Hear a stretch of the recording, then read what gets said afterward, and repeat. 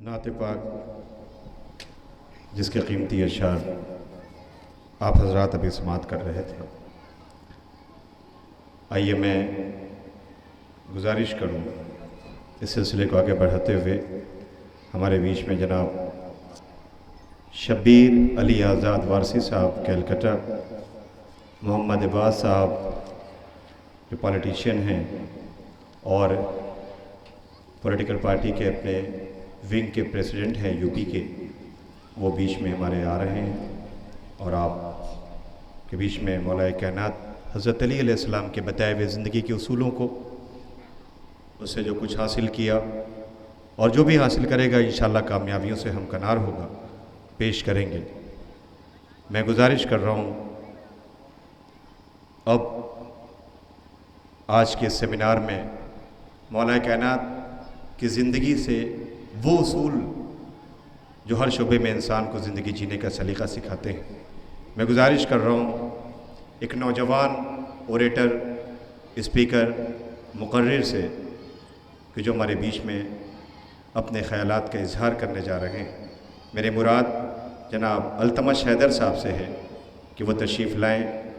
जनाब अल्तमश हैदर साहब से गुजारिश कर रहा हूँ इसलिए कि वो इस वक्त मेहमान भी हैं और मेज़बान भी हैं, लिहाजा मैं गुजारिश कर रहा हूँ जनाब अल्तमश हैदर साहब से कि वो तशरीफ़ लाएँ और मौलाए कायनात हज़रत अली इब्न अबी तालिब अलैहिस्सलाम के बताए हुए ज़िंदगी के वो उसूल जो हम सब की कामयाबियों के लिए संग मील हैं। एक अहम बात आप हज़रात की खिदमत में हुज्जतुल इस्लाम आले जनाब मौलाना सैयद रज़ा हुसैनी साहब क़िबला, जिनकी किताब मौलूद काबा, जिसकी अभी थोड़ी देर में इंशाअल्लाह मेहमानों की मौजूदगी में इस किताब का रस्म इजरा भी होना है, लिहाजा यहाँ पर आपके लिखी किताब का रस्म इजरा होगा जिसमें इंशाअल्लाह आप सब शामिल होंगे और इस किताब में बताए गए उसूल जो हमारी ज़िंदगी में कामयाबियों के संग मील होंगे इंशाअल्लाह आप उन्हें समात करेंगे। आइए मैं गुजारिश कर रहा हूँ जनाब अल्तमश हैदर साहब से, वो आपकी खिदमत में हैं, आप समात करें। जनाब अल्तमश हैदर साहब।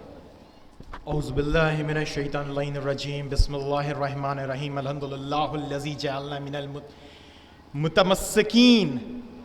इमाम अली अलैहिस्सलाम की विलादत बासादत की मुबारकबाद पेश करता है एक हकीर सा स्टूडेंट जिसको खुदा ने नवाजा कि इस स्टेज पे खड़ा होकर अपने मौलाए कायनात के शान में कुछ अल्फाज अदा कर सके। मैं इजाज़त चाहूँगा अपने स्कॉलर से जो स्टेज पे मौजूद है। मैं आज जो एक बेसिक चीज़ है जो अब मुझे आज प्रेजेंट करनी है, वो सबसे पहले जब मैंने ऑन भाई से पूछा कि ये सेमिनार हो रहा है तो कोई इसका पर्टिकुलर टॉपिक होगा, तो उनके अकॉर्डिंगली आप फ्री हो, आप किसी भी टॉपिक को बोल सकते हो। तो मैंने एक कंपैरेटिवली स्टडी की पॉलिटिशियंस और पॉलिटिक्स सिस्टम ऑफ इमाम अली अलैहिस्सलाम and the contemporary world along with the present era. जो आज की पॉलिटिक्स है और इमाम अली अलैहिस्सलाम के ज़माने की पॉलिटिक्स है, उसका एक हम कंपैरेटिव स्टडी करने जा रहे हैं। बस हम छोटी सी बात जो आप तक रखेंगे, ज़्यादा से ज़्यादा 5 मिनट का वक्त, आप उसे सुने, जो चीज़ इसमें पसंद आए उसको आप इम्प्लीमेंट करें और जिसको ले जाके लोगों तक पहुंचाएं। आज की जो प्रेजेंट पॉलिटिक्स है उसको अगर हम देखें तो today's politics is like a froth, एक झाग की तरह जो पानी पे बह रही है, जिसका कोई वजूद नहीं, वक्त रहते ये भी फना हो जाने वाली है।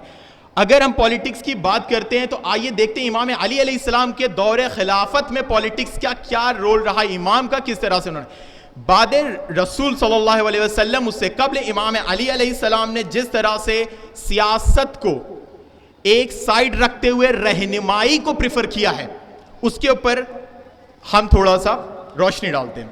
दौरे खिलाफत में इमाम अली अलैहिस्सलाम का काफ़ी छोटा रहा, फिर आया इमाम अली अलैहिस्सलाम के बाद जो एक दौरे इत्तेहाद चला, 24 साल का ये पूरा वक्त था, उसमें कोई भी पॉलिटिशियन इस पूरी हिस्ट्री का ऐसा काम नहीं कर सका जो इमाम अली अलैहिस्सलाम ने किया। उस वक्त दो बड़ी आइडियोलॉजियों के बीच कॉन्फ्लिक्ट था, एक क्लैश था। इमाम अली अलैहिस्सलाम ने ना तो एक बार भी गुटबाजी की, ना उन्होंने कोई खिलाफ उनके आवाज उठाई और ना ही इस चीज को अप्रूव किया कि उसके हकीकी हकदार वही हैं। ऐसे में जब इमाम अली अलैहिस्सलाम का नाम शूरा में डाला गया तो वो शूरे में उनका जब नाम आया, वक्त आते उन्होंने सियासत नहीं सिर्फ रहनुमाई की, जब तक लोगों ने खुद आके नहीं कह दिया ए इमाम वक्त आप ही सही माने में इसके मुस्तहक हैं, تب تک امام علیہ السلام نے کبھی بھی سیاست کے لیے اپنے آپ کو آگے نہیں بڑھایا. اب اگر میں آگے کی بات بتا دوں جو چھوٹے سے مجھے یہاں پہ بتانی ہے وہ یہ ہے, امام علیہ السلام نے اس وقت سب سے بڑے رہنما محمد صلی اللہ علیہ وسلم کو پہچانا, اور اس کے بعد اسی بات پہ چلتے ہوئے انہوں نے اپنا دور خلافت منتقل کیا مدینے سے کوفے, بس اس چیز کو شو کرنے کے لیے کہ دیکھو ایک اسٹینڈرڈ پولیٹکس سسٹم چلتا کیسے. انہوں نے بتایا کہ جب ہمارا کوفہ جہاں پہ لوگ رہا کرتے تھے وہ ایک مرکز تھا, وہاں انہوں نے 2 حصوں میں بانٹا. مالک اشتر کو جو خط میں لکھا اس میں 2 حصوں میں بانٹا ہے, پوری سوسائٹی کے پرسن کو 2 حصے میں. پہلا ایک اسلامی بھائی, دوسرا ایک انسانی بھائی. اسلامی بھائی وہ جو دین اسلام پر ہے, اور انسانی بھائی وہ جو یہود و نصارہ ہیں. انہوں نے بازار میں کبھی بھی اسلامک پروویژن کو نہیں امپلیمنٹ کیا. جو بھی کیا انہوں نے بس یہ بتایا کہ یہود و نصارہ بھی اسے پسند کرتے تھے. بازار میں اگر مچھلی بک رہی ہے تو یہ نہیں بتایا مچھلی حلال ہے یا حرام ہے, کیونکہ یہود و نصارہ کو اس سے مطلب نہیں تھا, لیکن انہوں نے اتنا ضرور بتایا تھی کوالٹی بہتر ہونی چاہیے, فریش کھاؤ, تازی کھاؤ. اس طرح سے انہوں نے اپنے حکومت کو چلایا. انہوں نے جو سب سے بڑا سسٹم رکھا پریزرویشن آف لینڈ سسٹم, جس کا یہ تھا کہ یہود و نصارہ کی کوئی بھی زمین اسلامی دائرے کے اندر اس کے پر قبضہ نہیں ہوگا, نہ ہی اس کے پر کوئی ٹیکس لیا جائے گا.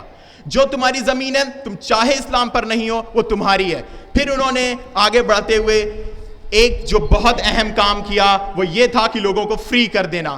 تم جاؤ, آج جو بھی پولیٹکس آتا ہے, جو بھی پولیٹکس لے کر آتا ہے وہ ایک پولیٹیکل تھنکر ہے, اس کا مقصد ہے توڑنا. امام علی علیہ السلام نے حکم دے دیا کہ کوئی بھی یہود ہو, کوئی بھی نصارہ ہو, وہ اپنی مونسٹری, اپنی چرچ, اپنی ٹیمپل اس کوفے میں کہیں بھی بنا سکتا ہے, کوئی ڈسٹربنس, کوئی انڈلجمنٹ نہیں ہوگا. پھر انہوں نے جو ایک بہت بڑا کرسچن فلاسفر ہے, رائٹر, اس کا نام ہے جارج جارڈیک. جارج جارڈیک لکھتا ہے کہ جب اس نے امام علی علیہ السلام کے اوپر کتاب لکھی علی دا اونلی ہیومن جسٹس, اس کتاب میں اس نے لکھا, جب میں نے کتاب یہ لکھ ڈالی تو اس کو پبلش کرانے کے لیے ایک مسلمان پبلشر کے پاس گیا, مسلمان پبلشروں نے منع کر دیا. پھر وہ جاتا ہے اس کتاب کو لے کے اسے پبلش کرانا تھا, وہ جاتا ہے ایک کرسچن بشپ, اس نے پورا پیسہ دیا کہ آپ اسے پبلش کرائیں. اس کے بعد جب یہ کتاب پبلش ہوئی, اس کی رائلٹی ملی. جان جارڈیک جب جا کے واپس کرتا ہے, بشپ پیسہ لینے سے انکار کرتا ہے. کیا بولتا ہے, میں ہوں بہو وہی چیز پڑھتا ہوں جو جارج جارڈیک کی کتاب میں.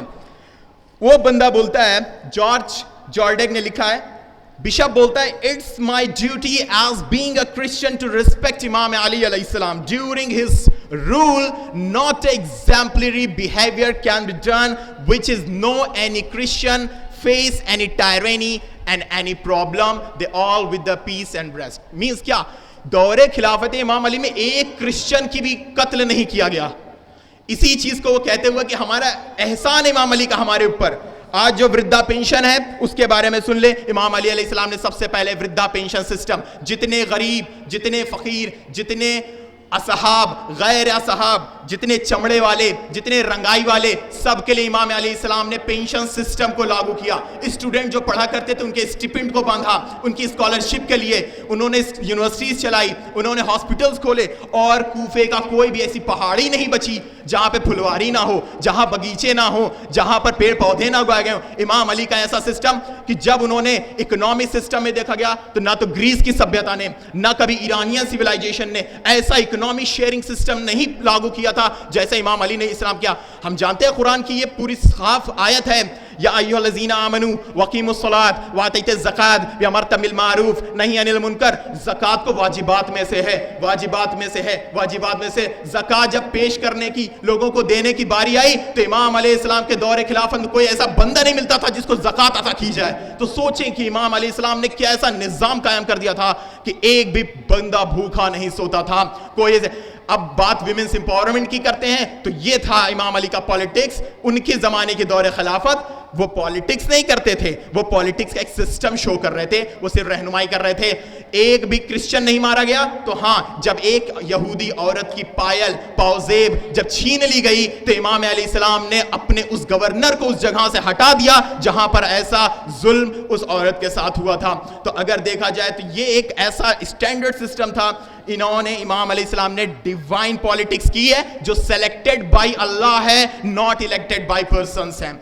آرمی چیف कुमैल इब्न ज़ियाद मदाइन का, उसने कहता है कि ऐ मौला मुझे शक है कहीं हमारे दुश्मन आके हमारे फौजी सैनिकों को मार न दे। इमाम ने कहा कि खबरदार रहना, कोई भी सैनिक कोई भी फौजी मारा ना जाए। क्यों? क्योंकि जब जालिम जुल्म कर लेता है तभी इस्लाम उसकी सजा देता है, जब जालिम जुल्म कर लेता है तभी उसकी सजा इस्लाम देता है। इमाम ने 70 मील की सड़क बनाई, हर एक मील पर लिखा हाजा मिन फजले अली, हाजा मिन फजले अली, हर मील पत्थर पे वो लिखा हुआ था। कूफे से बाहर इमाम ने यूनिवर्सिटी कायम की और उसके बाद 70 मील रोड जो बनाई थी वो एक ऐसा स्टैंडर्ड बना। आज जितनी भी चीजें हैं, इमाम गवर्नेंस में आने के बाद इमाम थे, उन्होंने एक बार भी इस चीज को नहीं इंप्लीमेंट किया किसी से कोई पॉलिटिकल दे, उन्होंने डिस्क्रिमिनेशन को एकदम खत्म कर दिया। ना तो एक पॉलिटिकल पार्टी हुआ करती थी, ना कोई अली की पार्टी, ना कोई मुआविया की पार्टी, ना कोई वहां उस्मान की पार्टी है। कूफे में से 2 हुआ करते थे, एक दीनी भाई एक इस्लामी भाई।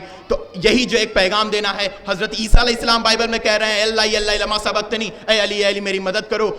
गुरु नानक अपने ग्रंथ में कहते हैं राम जम साखी में, मुर्तजा अली शेर खुदाई खालिक ताको दियत आई, फिर मुर्तज़िली की, फिर उसके बाद क्रिश्चियन की सारी किताब बुक ऑफ लेविटिकस, डिट्रोनॉमी, चैपल्स में आप यजुर्वेद, सामवेद, अथर्ववेद, इमाम अली का नाम हर जगह प्रेजेंट, जो कि मैं पहले बता चुका। ये इमाम अली का नूर नहीं था, ये 8,94,255 खरब साल पुराना नूर, ये नूर मोहम्मद था, जो मतलब सानी बिज़्योफिशा हुआ। और उसके बाद रसूल की हदीस है अना व अली मिन नूरिन वाहिद, मैं अली और उसी नूर के 2 हिस्से हैं। तो अब ये हम ना कहने से चुके कि अली का भी नूर उतना ही कदीम है जितना रसूलुल्लाह सल्लल्लाहु अलैहि वसल्लम का। बस वो आके इस वक्त मिले हैं जब काबे में 13 रजब को इमाम अली अलैहिस्सलाम ने आंख खोली है, एक नूर से आके मिला है। और फिर इस्लाम के लिए एक ऐसा बलतरीन, एक बेहतरीन universal day for the Shia Islam is the 13th Recep.